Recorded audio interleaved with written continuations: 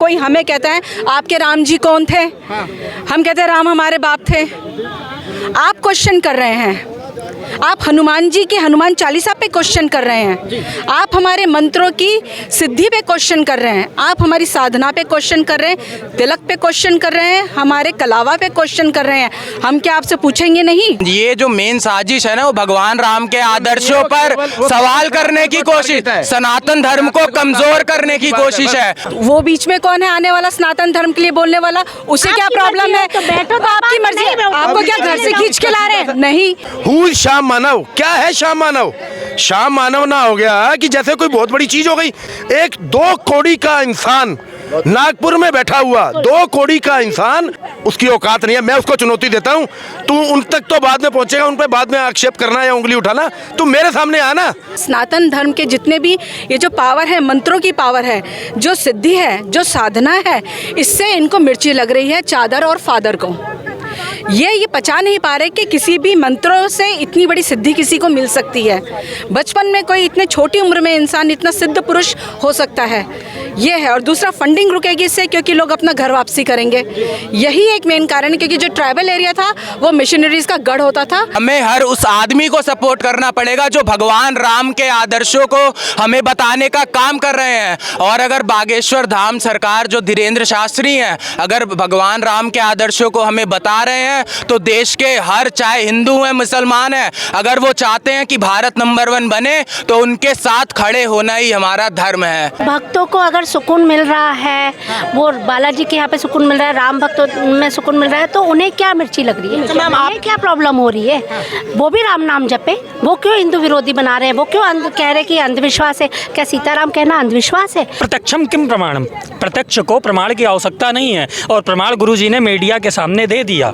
तो भाग वो राय, गुरुजी ने चुनौती स्वीकार करी थी, और रायपुर कहाँ आया?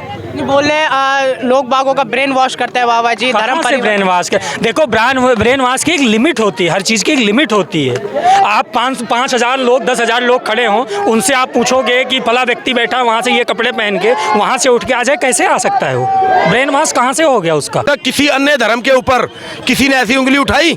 श्याम मानव ने, दानव ने, श्याम दानव ने आज तक किसी और धर्म के, किसी फादर पे, किसी पादरी पे, किसी इस्लामिक उपदेशक के ऊपर, इवन देन जो जाकिर नाइक इतना जहरीले बोल बोलता था उपदेशक बनकर, जो अब यहाँ से भाग गया, भगोड़ा घोषित कर रखा है भारत सरकार ने, उसके ऊपर तक उसने कभी उंगली नहीं उठाई। तो वो आज हमारे बागेश्वर धाम वाले सरकार, हमारे बाबा जी सरकार के ऊपर बालाजी जी को चुनौती दे। अरे वो 2 कौड़ी का उसकी औकात नहीं है। मैं उसको चुनौती देता हूँ, तू उन तक तो बाद में पहुंचेगा, उन पे बाद में आक्षेप करना या उंगली उठाना, तू मेरे सामने आना।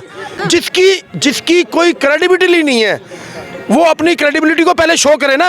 उसको किसने ये हक दिया कि वो किसी भी सनातन धर्म के, हमारे गुरुजी के ऊपर, हमारे टीचर के ऊपर, हमारे उपदेशक के ऊपर, हमारे व्यासपीठाधीश्वरों के ऊपर वो उंगली उठाए? वो कौन है? उसको भारत सरकार ने ऑथराइज किया हुआ है।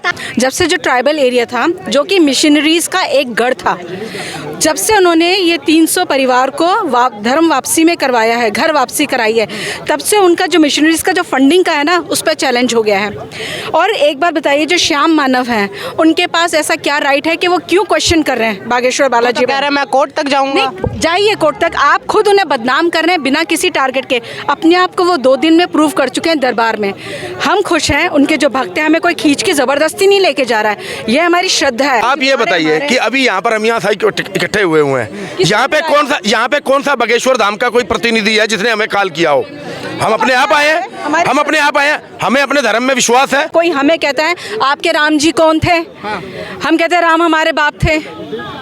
आप क्वेश्चन कर रहे हैं, आप हनुमान जी के हनुमान चालीसा पे क्वेश्चन कर रहे हैं, आप हमारे मंत्रों की सिद्धि पे क्वेश्चन कर रहे हैं, आप हमारी साधना पे क्वेश्चन कर रहे हैं, तिलक पे क्वेश्चन कर रहे हैं, हमारे कलावा पे क्वेश्चन कर रहे हैं। हम क्या आपसे पूछेंगे नहीं? आप अगर हम पे करेंगे तो हम क्या प्रतिघात नहीं करेंगे? और सनातन धर्म कब तक अलग अलग रहेगा? हम एक थे, और इन्होंने हमारी कमज़ोरी को ऐसे कर, हम चुप रहते थे तो इन्होंने सोचा कि हम कुछ भी बोल सकते हैं। इनको किसने राइट दिया? आप ये बताइए, आपने भी एक क्वेश्चन किया कि गुरुजी बोलते हैं, लोग ऐसा बोलते हैं कि गुरुजी जादू टोना करते हैं। आप उसका कोई प्रमाण या किसी के भी बोलने के ऊपर या कोई कुछ भी कहेगा तो आप उसको सत्य मान लेंगे। प्रत्यक्ष को प्रमाण की आवश्यकता नहीं है, प्रत्यक्ष को प्रमाण की आवश्यकता नहीं है।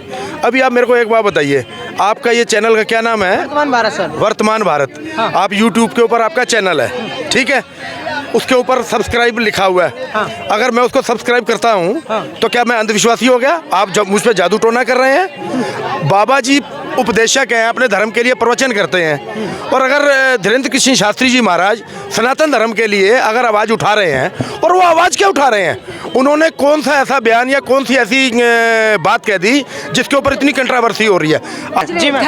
धर्म परिवर्तन, घर वापसी दोनों अलग चीज है। धर्म परिवर्तन है कि करना, हमने घर वापसी कराई है। 300 लोगों ने स्वच्छता से अपनी तरफ से किया है, उनको किसी ने पैसे नहीं दिए, उनको किसी ने डराया धमकाया नहीं है, वो खुद आए हैं 300 लोग। कल एक मुसलमान बहन भी आई हैं, वो 4 उड़ीसा के लोग भी आए हैं। अब उनको किसी ने क्या मार पिटाई करी है?